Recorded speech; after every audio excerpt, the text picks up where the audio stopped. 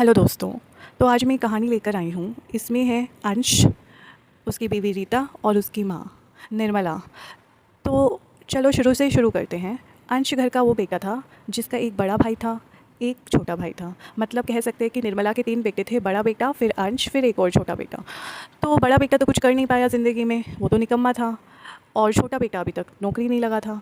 तो अंश ने बहुत मेहनत करी ज़िंदगी में अपने परिवार को आगे बढ़ाने के लिए। वो अच्छी जॉब लगा, उसने अपने परिवार में सब लाइफस्टाइल चेंज करी, घर बनवाया। और जो उन लोगों का जो बाप था वो शराबी था, घर के लिए कुछ नहीं करता था, अपनी बीवी को हमेशा मारता पीटता था। तो ऐसे ही अपने बाप से सबने उम्मीद छोड़ दी, निर्मला ने अपने पति से उम्मीद छोड़ दी और अब वो सब डिपेंड हो गए अंश के ऊपर। अब बड़े भाई की शादी हो गई, उसकी बीवी आई, तो वो लोग भी एडजस्ट कर गए माहौल में, क्योंकि सब अंश के दम पे ही खा रहे थे, पी रहे थे। तो सब अपना सेटल थे। सास भी, क्योंकि जो अंश की जो माँ थी वो भी बड़ी बहू को दबा कर रखती थी, क्योंकि उनका खर्चा भी अंश ही चलाता था और कह सकते हैं कि अंश सास की ही बात सुनता था, अपनी माँ की ही बात सुनता था। इसीलिए सास का सब पे कंट्रोल था और बड़ी बहू पर भी बहुत कंट्रोल था। अब अंश ने अपनी सारी जिम्मेदारियाँ निभा दी। अब टाइम आता है अंश की शादी होने का।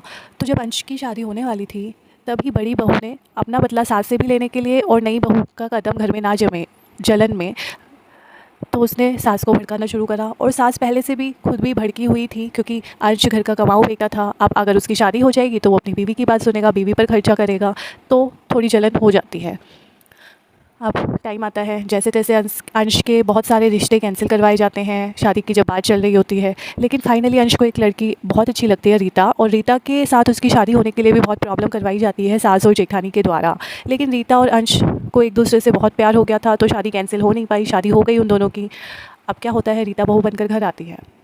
तो रीता के लिए जितना भी हो सकता था सब करा जाता है कि वो घर में टिक ना पाए। सास और जेठानी सबको भड़काने में लग जाते हैं, देवर को, उसके जेठ को, उसके रिश्तेदारों को, शराबी पति तक को भी भड़का दिया जाता है, जो कि ससुर था, जो कि फैमिली में इन्वॉल्व ही नहीं होता था। वो अब रीता के आने के बाद उसको भी इन्वॉल्व करने लगे, जिससे कि रीता का मोटिवेशन डाउन हो जाए, अंश और रीता के रिश्ते में दरार आ सके, उनका तलाक हो सके, या फिर रीता को जैसे तैसे मार पीट के घर से भगा दिया जाए, या तो फिर रीता खुद ही खुदकुशी कर ले, ये सोचकर कि मेरा तो साथ कोई नहीं देता है। लेकिन यहाँ पर एक ट्विस्ट आता है। रीता गिव अप नहीं करती, वो बहुत स्ट्रॉन्ग लड़की थी और उसको दिल से ये पता था कि उसका पति तो उसको बहुत प्यार करता है, मतलब अंश उसको बहुत प्यार करता है, और अंश ने भी कभी रीता का साथ नहीं छोड़ा। हालांकि प्रॉब्लम्स बहुत आई उनके रिश्ते में, लेकिन हुआ ये कि कुछ भी प्रॉब्लम आई हो, दोनों ने एक दूसरे से फाइनली बात करके और उन प्रॉब्लम्स को सॉल्व कर लिया। ये बात सास और जेठानी को बिल्कुल भी पसंद नहीं आई, स्पेशली सास को। तो उन्होंने रीता के साथ बहुत सारी और प्रॉब्लम्स क्रिएट करी। लेकिन क्या हुआ ना कि प्रॉब्लम्स क्रिएट करने के चक्कर में रीता से तो उसकी बननी बंद हो गई, साथ ही साथ अंश को भी धीरे धीरे समझ आने लगा कि मेरी माँ ही प्रॉब्लम क्रिएट करती है।